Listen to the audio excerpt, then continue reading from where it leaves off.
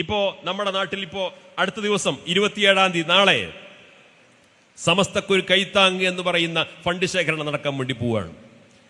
കഴിഞ്ഞ 5-8 വർഷമായിട്ട് സ്ഥിരമായി നടന്നുകൊണ്ടിരിക്കുന്ന കാര്യമാണ് സമസ്തയുടെ പ്രവർത്തന പദ്ധതികൾക്ക് വേണ്ടിയിട്ടുള്ള ഒരു ഫണ്ട് ശേഖരണം.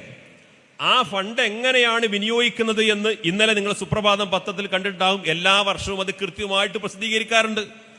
ഓരോ വർഷവും ആ ഫണ്ട് ശേഖരണത്തിലൂടെ ലഭ്യമാകുന്ന തുക നമ്മുടെ സ്ഥാപനങ്ങൾക്ക്, അന്യ സംസ്ഥാനങ്ങളിലെ സ്ഥാപനങ്ങൾക്ക്, വിദ്യാഭ്യാസ പ്രവർത്തനങ്ങൾക്ക്, മദ്രസകൾക്ക് അതുമായി ബന്ധപ്പെട്ട് എങ്ങനെയാണ് അത് വിനിയോഗിക്കാറുള്ളതെന്ന് വളരെ സുതാര്യമായി കൃത്യമായിട്ട് പറയാറുണ്ട്. എല്ലാവർക്കും അറിയാം. എന്നിട്ടൊരു അന്ധമായ ഒരു വ്യാപകമായ ഒരു പ്രചരണം ഈ പിരിവൊക്കെ കൊണ്ടുപോകുന്നത് സുപ്രഭാതത്തിലേക്കാണ്. ഈ സുപ്രഭാതത്തിലേക്കാണെന്ന് വിചാരിക്കുന്നത് എന്താ കുഴപ്പം? ഇനി സുപ്രഭാതത്തിലേക്കാണ് ഈ ഫണ്ട് സുപ്രഭാതത്തിലേക്ക് ഇതിന്റെ ഫണ്ടൊന്നും പോകുന്നില്ല. വളരെ അപൂർവം, വളരെ കുറഞ്ഞൊരു വിഹിതം മാത്രമേ സുപ്രഭാതത്തിൽ ലഭ്യമാകുന്നുള്ളൂ. പക്ഷെ അതല്ല, ഇനി അത് സുപ്രഭാതത്തിനാണ് പിരിക്കുന്നത് എന്ന് വിചാരിക്കുക. എന്താ കുഴപ്പം? സുപ്രഭാതം എന്ന് പറഞ്ഞു കഴിഞ്ഞാൽ എവിടുന്നോ വന്നു കയറിയ പത്രം മറ്റുമാണോ? സമസ്ത കേരള ജംഇയ്യത്തുലമയുടെ മുഖപത്രമല്ലേ? സമസ്ത കേരള ജംഇയ്യത്തുലമയുടെ മുഷാവർ അംഗങ്ങളും സമസ്ത കേരള ഇസ്ലാം മത വിദ്യാഭ്യാസ ബോർഡിന്റെ പ്രധാനപ്പെട്ട ഭാരവാഹികളും ഉൾപ്പെടുന്ന ഒരു സംഘമല്ലേ ആ പത്രത്തിന് നേതൃത്വം കൊടുക്കുന്നത്? അപ്പൊ വ്യാപകമായ പ്രചരണം ഈ പത്രത്തിന് വേണ്ടിയിട്ടാണ് ഈ പിരിവ് നടത്തുന്നത്.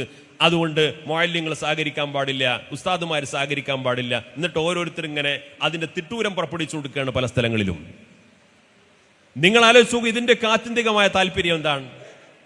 ഈ കൈത്താങ് ഫണ്ട് ശേഖരണത്തിലൂടെ കേരളത്തിനകത്തും പുറത്തും ഒരുപാട് വിദ്യാഭ്യാസ പ്രവർത്തനങ്ങൾ, ഒരുപാട് ദീനീ പ്രവർത്തനങ്ങൾ, സാമ്പത്തികമായി പിന്നാക്കം നിൽക്കുന്ന പ്രദേശങ്ങളിൽ പള്ളി നിർമ്മിച്ചു കൊടുക്കാനും മദ്രസ നിർമ്മിച്ചു കൊടുക്കാനും ദീനീ പ്രവർത്തന രംഗത്ത് ഈ കൈത്താങ് ഫണ്ട് കൊണ്ട് വലിയ വിപ്ലവമാണ് ഉണ്ടായിക്കൊണ്ടിരിക്കുന്നത്. വലിയ വിപ്ലവം. നമുക്കറിയാം, ദാറുൽ ഹുദ ഇസ്ലാമിക് യൂണിവേഴ്സിറ്റിയുടെ കീഴിൽ ധാരാളം ഹാദിയ മദ്രസകൾ പ്രവർത്തിച്ചുകൊണ്ടിരിക്കുന്നുണ്ട്. ധാരാളം മദ്രസകൾ. ആ മദ്രസകൾക്ക് വർഷങ്ങളായിട്ട് സൗജന്യമായിട്ട് ഈ ഫണ്ടിൽ നിന്നാണ് മദ്രസ പാഠപുസ്തകം കൊടുത്തുകൊണ്ടിരിക്കുന്നത്. ഈ ഫണ്ടിൽ നിന്നാണ് അതിന്റെ മുഫദ്ദിസുമാർക്ക് ശമ്പളം കൊടുത്തുകൊണ്ടിരിക്കുന്നത്. ഞാനിപ്പോ ഇങ്ങോട്ട് വന്ന സമയത്ത് വിദ്യാഭ്യാസ ബോർഡിൽ വിളിച്ചിട്ട് ഈ വർഷം നമ്മുടെ ഹാദിയ മദ്രസകൾക്ക് ഈ വർഷം മുഫദ്ദിസുമാർക്ക് കൊടുത്ത, കേരളത്തിന് പുറത്തുള്ള ഹാദിയ മദ്രസകൾക്ക് സമസ്ത കേരള ഇസ്ലാം മത വിദ്യാഭ്യാസ ബോർഡ് ഒരുപാട് മുഫദ്ദിസുമാരെ നിയോഗിച്ചിട്ടുണ്ട്.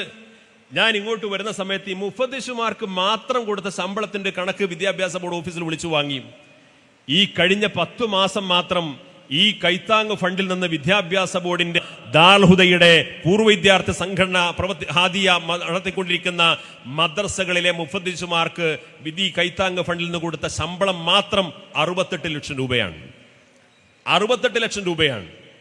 അപ്പൊ ഈ കൈത്താങ് ഫണ്ട് മുടക്കാൻ വേണ്ടി പല ആളുകളും കൂട്ടത്ത് കൂടിയിട്ടുണ്ട്. അതുകൊണ്ടാണ് ഇത്തരം കണക്കുകൾ വേർതിരിച്ച് പറയുന്നത്.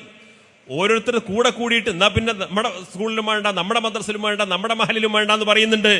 അപ്പോ പല ആളുകളും തിരിച്ചറിയേണ്ട ഒരു കാര്യം, ഇവിടെ നടന്നുകൊണ്ടിരിക്കുന്ന ദീനീ പ്രവർത്തനങ്ങളെ തടസ്സപ്പെടുത്തുക, ഈ സമുദായത്തിനും പ്രസ്ഥാനത്തിനും പൊതുസമൂഹത്തിനിടയിൽ അഭിമാനബോധം ഉണ്ടാക്കിയിട്ടൊരു പത്രത്തെ അവസാനിപ്പിക്കുക, ഈ രീതിയിലുള്ള ദുഷ്ടലാക്കോടുകൂടി